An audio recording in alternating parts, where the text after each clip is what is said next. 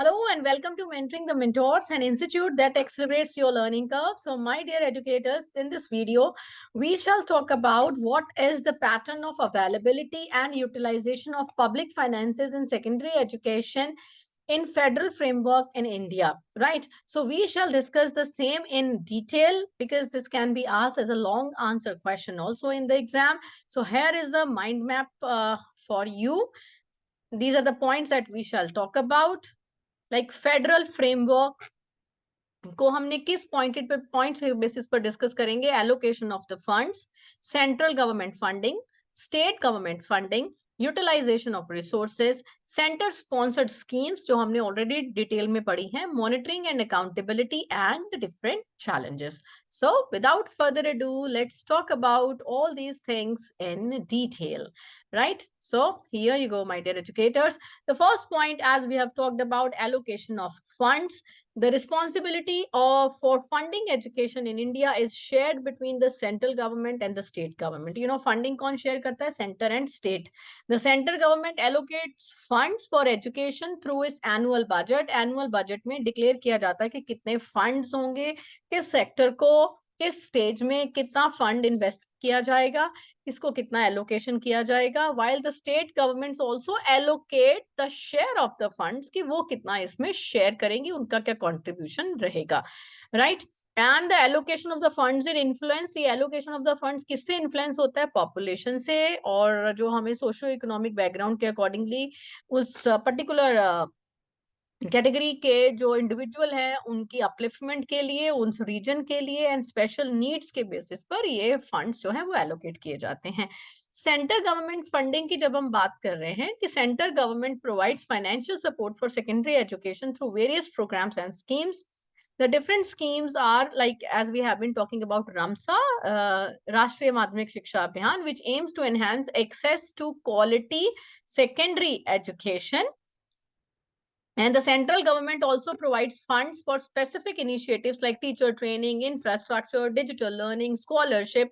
तो सेंटर इन सब चीजों के लिए फंडिंग प्रोवाइड करती है. जब स्टेट की बात आ रही है तो state governments in India are primarily responsible for management and implementation of secondary education.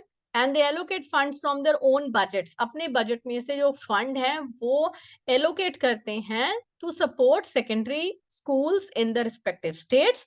And the amount of funding में vary, amount जो है वो vary कर सकता है depending upon priorities क्या set करती है state. कोई particular state के लिए priority infrastructure होती है, किसी particular state के लिए priority जो है वो कुछ और हो सकती है, मे बी करिकुलम के ऊपर, मे बी टीचर ट्रेनिंग के ऊपर. सो अकॉर्डिंगली जो है वो अपने फाइनेंस का एलोकेशन जो एरिया है वो उसको डिफाइन करते हैं. ना यूटिलाइजेशन ऑफ फंड्स की बात करेंगे पॉइंट नंबर 4 में. The utilization of public finance in secondary education in India encompasses various aspects, and these include infrastructure development, teacher recruitment and salaries, student scholarship, curriculum development and improving educational resources. तो हम अलग अलग areas के बारे में बात करेंगे कहाँ हमें फंड्स जो है वो यूटिलाइज करने हैं. Funds are utilize to construct. किस लिए फंड्स यूटिलाइज होते हैं? हमने सारे एरियाज पे डिफाइन कर दिए. इंफ्रास्ट्रक्चर में क्या बनाएंगे? क्लासरूम्स बनाए जाएंगे, लैब्स बनाए जाएंगे, लेबोरेटरीज बनाई जाएंगी और फैसिलिटीज दी जाएंगी.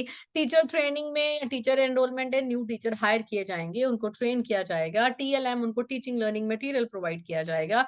टेक्नोलॉजी एक्सेस होगा. तो ये सब चीजें हम अलग अलग चीजों के लिए जो है एलोकेशन करेंगे, तो उसके accordingly as per need finance will be allocated. अब सेंट्रली स्पॉन्सर्ड कुछ स्कीम्स हैं. In addition to RAMSA, the central government implements other centrally sponsored schemes to support secondary education.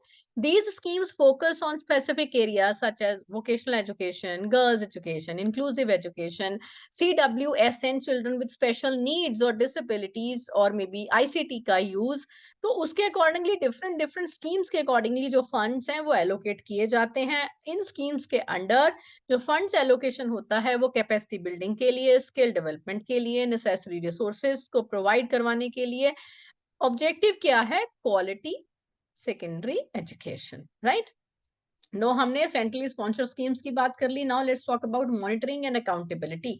The central and the state governments have mechanism in place to monitor the utilization of public finances in secondary education, and this includes इस जब monitoring होगी, accountability होगी, तो देखिए उसमें क्या है, audit होंगे, inspection होंगे, evaluation होगा, accountability and transparency होगा कि जो allocation किया गया है fund का, क्या वो उसी चीज के लिए use हो रहा है या उसका misuse हो रहा है. तो National Council for Education Research and Training, that is NCERT, and other agencies, they provide guidelines and framework कि किस तरीके से monitoring और evaluation करना है.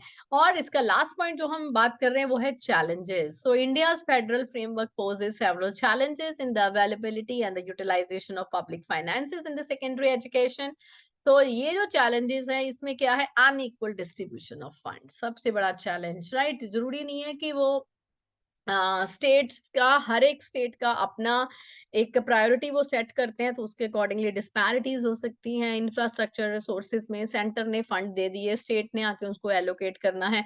वो फंड कहाँ पहुंचते हैं, किस रीजन में पहुंचते हैं, कौन से स्कूल्स में वो प्रोवाइड किए जाते हैं, और फिर भी रिमोट एरियाज में जो स्कूल हैं वो वैसे ही रह जाते हैं, उनको फंड्स मिलते नहीं है. कितने आए दिन हम यूट्यूब पर वीडियोस देख रहे हैं, स्कूल्स में कोई मॉनिटरिंग नहीं, कोई इवैल्यूएशन नहीं, वहां पे अध्यापक कौन है, किसी और की जगह पे कोई और पढ़ा रहा है, गवर्नमेंट स्कूल की ये हालत है, राइट. बहुत सारे वीडियोस आते रहते हैं, you must have been watching that. तो उसमें मॉनिटरिंग की बहुत जरूरत है, right? So this is very important to note that availability and utilization of public finances in secondary education, they can vary from state to state. So इसको थोड़ा ध्यान से यूटिलाइज करने की जरूरत है, मॉनिटरिंग एंड इवैल्यूएशन की जरूरत है.